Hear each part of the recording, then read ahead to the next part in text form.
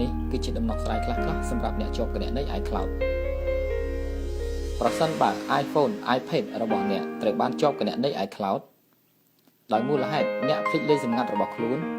ឬក៏អ្នកទិញ iPhone iPad ពីទីកន្លែងមួយដែលមិនស្គាល់ប្រវត្តិច្បាស់លាស់ធ្វើឲ្យអ្នកជាប់គណនី iCloud អ្នកប្រើប្រាស់មុន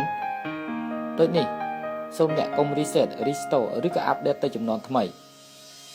អ្នកអាចចាក់ចែងពីគណនី iCloud នោះបានដោយគ្រាន់តែ iPhone iPad របស់អ្នកភ្ជាប់ជាមួយនឹងអ៊ីនធឺណិតបន្ទាប់មកអ្នកចូលទៅក្នុងប្រអប់ iCloud សូមអ្នកត្រួតពិនិត្យនៅត្រង់ប្រអប់ mail ប្រសិនបើប្រអប់ mail របស់អ្នកបិទសូមអ្នកទាញបើកបន្ទាប់មកសូមអ្នកត្រួតពិនិត្យនៅត្រង់ឈ្មោះ ID iCloud អ្នកប្រើប្រាស់មុនដែលជាប់នៅក្នុង iPhone ឬក៏ iPad របស់អ្នក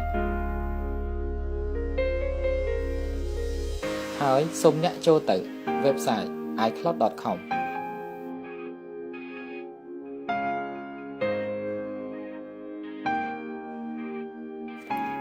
ជាបន្តសូមចូលទៅពាក្យ Forget ID or Password រួចហើយសូមអ្នកវាយឈ្មោះ ID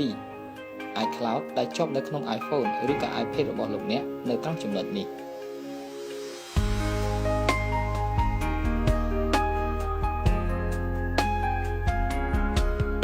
សូមអ្នកចុច Next បន្ទាប់មកសូមអ្នកជ្រើសរើសជម្រើសទី1ហើយអ្នកចុច Next ជាបន្តប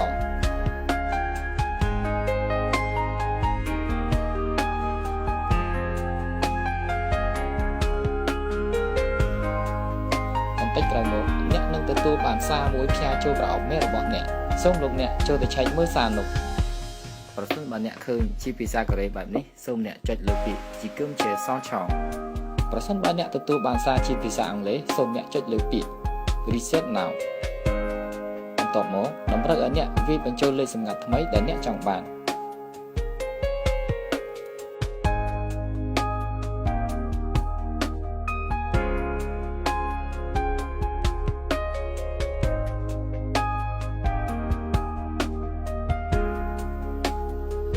រួចហើយសូមចុចលើពាក្យ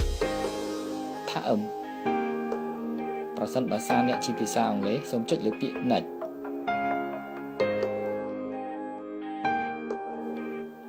បែបនេះគឺអ្នកអាចចាក់ចេញពីគណនី iCloud នោះបានហើយ